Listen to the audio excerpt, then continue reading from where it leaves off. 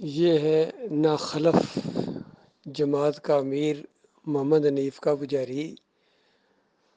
گلے پھاڑ پھاڑ کے معجزات کو پیش کر رہا ہے بے ایمان۔ گلے پھاڑ پھاڑ کے کہ عیسیٰ علیہ السلام نے کہا کہ میں مردوں کو زندہ کرا، حالانکہ وہاں بے اذن اللہ کو چھوڑ گیا بے ایمان، چھپا گیا مولوی۔ اور پھر ابراہیم علیہ السلام کا واقعہ بیان کیا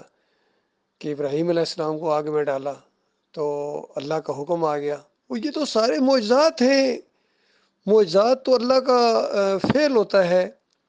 اور یہاں ان معجزات کو پیش کر کے پھر زور دے دے کے گلے پھاڑ پھاڑ کر یہ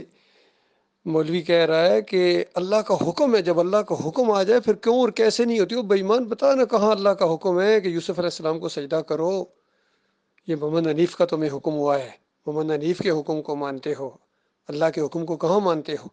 اللہ کا حکم یہ ہے جو سورہ یوسف کے اندر یوسف علیہ السلام نے جیل کے اندر کہا ہے کہ میرے ساتھیوں سنو، ان الحکم الا للہ، حکم اللہ کے علاوہ کسی کا نہیں ہے۔ امر اللہ تعبدوا الا ایاہ، اس کا حکم ہے کہ اس کے علاوہ کسی اور کی بندگی نہیں ہوگی، صرف اس کی ہوگی، صرف اس کی ہوگی۔ وہ اکیلا معبود ہے، وہ داتا ہے جس طرح، وہ مشکل کشا ہے جس طرح،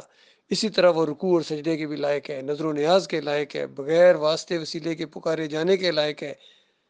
اگر کوئی آج عیسائی اٹھ کے سارے معجزات کو پیش کرے اور پھر کہے کہ اللہ تعالیٰ نے عیسیٰ علیہ السلام کو اپنا بیٹا بنا لیا معجزانہ طور پر، جس طرح محمد حنیف کہتا ہے کہ اللہ نے اپنی ایک صفت عیسیٰ علیہ السلام کو دے دی معجزانہ طور پر، تو بتاؤ بے ایمانو تمہارے میں اور مشرکوں، مکہ کے مشرکوں میں پھر کیا فرق رہے گا؟ یہود و نصارہ میں کیا فرق رہے گا؟ تو دیکھیے جس جماعت کے اوپر، جس منصب کے اوپر بیٹھے ہوئے ہیں ڈاکٹر مسعود الدین عثمانی رحمۃ اللہ علیہ نے یہ ایمان کا یہاں یہ بیج بویا تھا، یہ جماعت بنی تھی، اور وہ مسجدوں کے اندر مولویوں کے ساتھ بحثیں کرتے رہے کہ نہیں حضرت نہیں۔ آج اگر ڈاکٹر عثمانی ہوتے اور یہ بے ایمان ہوتا، یہ پچونگڑا ڈاکٹر عمر خطاب کا بیٹا، تو اس کو بھی یہی ڈاکٹر صاحب کہتے ہیں نہیں حضرت مولوی صاحب پچونگڑے نہیں، وخروا لہو سجدا، لہو کی ضمیر اللہ کے لیے، اللہ کے سامنے سجدہ ریز ہو گیا پورا خاندان۔ اور محمد حنیف اگر آگے سے دلیل دیتا تو ڈاکٹر صاحب اس کو بھی یہ کہتے نہیں حضرت صوفی صاحب نہیں، تمہاری بات غلط ہے، وخروا لہو سجدا، لہو کی ضمیر اللہ کے لیے ہے، سارا خاندان اللہ کے سامنے سجدہ ریز ہو گیا، بے اختیار سجدے میں گر پڑا۔ اور مولوی اور صوفی محمد حنیف سے آگے سے کہتے ہیں نہیں، کرینے سے تو یہی معلوم ہوتا ہے کہ یوسف علیہ السلام کو سجدہ ہوا ہے، کرینے بالکل اشرف علی تھانوی اور محمد حنیف میں کوئی فرق نہیں ہے۔ اشرف علی تھانوی نے بھی یہی کہا تھا کہ کرینے سے تو یہی معلوم ہوتا ہے کہ اللہ کے بندوں کو نبی کا بندہ کہا جا سکتا ہے، کرینے سے تو یہی معلوم ہوتا ہے۔ باقی پورے قرآن میں اللہ تعالیٰ بھر دے کہ تم سارے اللہ کے بندے ہو، تمہیں اپنی بندگی کے لیے میں نے پیدا کیا ہے، اور نبی علیہ السلام پوری زندگی بتاتے رہے ہیں کہ عبدہ و رسول، عبدہ و رسول، میں اللہ کا بندہ ہوں، میں اللہ کا بندہ ہوں اور اس کا رسول ہوں۔ لیکن اشرف علی تھانوی کہتا ہے نہیں، اللہ تعالیٰ نے خود کہا ہے کہ اے نبی اپنی طرف سے کہو گے میرے بندوں، تو اس طرح کرینے سے اس نے بھی اللہ کے بندوں کو نبی کا بندہ بنا دیا۔ محمد حنیف نے اللہ کے سجدے کو کرینے سے یوسف علیہ السلام کا سجدہ بنا دیا، اور یہ ڈاکٹر عمر خطاب کا بیٹا ہو عبداللہ عمر دورانی گلے پھاڑ پھاڑ کے اس گدی کے اوپر بیٹھا ہو، اس نجس گدی کے اوپر، اور بے ایمان چند دنوں کی اس دنیا کی خاطر، چند دنوں کی اس امارت کی خاطر اس نے اپنی آخرت کو داؤ پر لگا دیا۔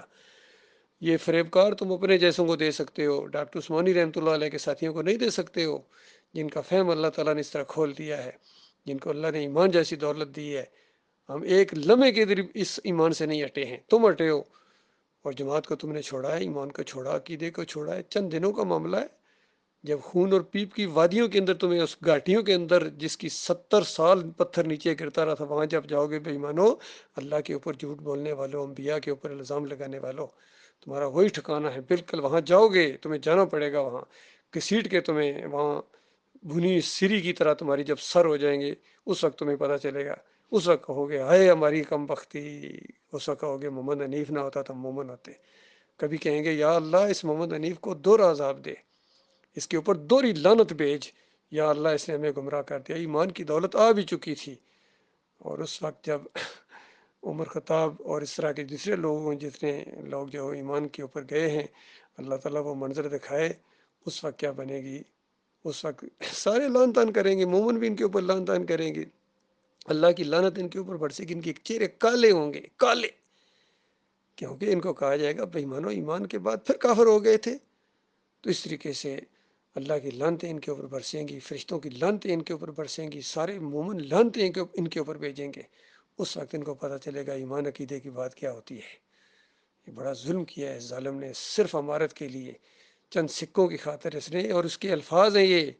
عبداللہ عمر دورانی کے الفاظ ہیں، کہتا تھا کہ میں نہیں چاہتا ہوں کہ میرے بھائی میرا جنازہ نہ، یہ جنازے کے چکروں میں پڑا ہوا ہے کہ اگر اللہ کی بات مان لی، اللہ کو سجدہ مان لیا تو میرے بھائی، تو ظاہری بات ہے، کہتا ہے کہ میرے بھائی جماعت کی طرف وہ میرا جنازہ بھی نہیں پڑھیں گے۔ اس کو جنازے کی فکر پڑی ہوئی ہے، نہ اس کو جنت کی فکر ہے، نہ اس کو جہنم کا خوف ہے کہ جنازہ کون پڑھے گا۔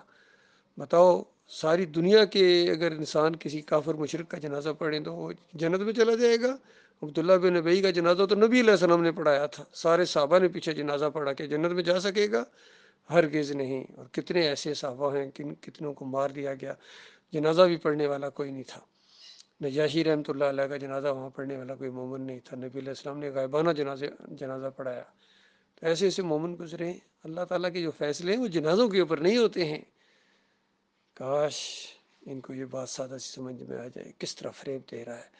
قاری خلیل الرحمن بھی اسی طرح چیختا ہے، منور سلطان اسی طرح چیختا ہے،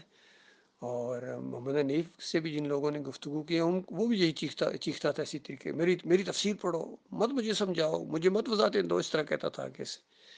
بہرحال وہ تو اپنے انجام کو پہنچا، طاغوت بن کے مرا ہے، اور اس کے پوچھے یہ سارے طاغوت کے پجاری ہیں، یقین کیجئے۔ بالکل جماعت جو ہے پوری طرح اس عقیدے سے ہٹ گئی ہے، اور یہ بریلویوں میں، دیوبندیوں میں، اہل حدیثوں میں، اور ان میں اب کوئی فرق نہیں، اسی طرح کے دلائل دیتے ہیں اپنے شرک کے، جس طرح مشرکین مکہ دیتے تھے، یا بریلوی دیتے ہیں، یا دیوبندی دیتے ہیں، بالکل اسی طرح یہ دلائل دیتے ہیں۔ بہرحال ہمارے ایمان میں اور اضافہ ہوتا ہے۔ ابھی یہ میں نے اس کا یہ بیان سنا ہے دوبارہ، تو یقین کیجیے میرے ایمان میں اور اضافہ ہوا ہے کہ واقعی ان کو غلطی لگی ہے، اسی طرح غلطی لگی ہے جس طرح بریلویوں کو، دیوبندیوں کو، اہل حدیثوں کو لگی تھی غلطی، بالکل اسی طرح یہ اپنے شرک کا دفاع کرتے ہیں، اور ان کی توحید کے اندر اب شرک آ گیا ہے۔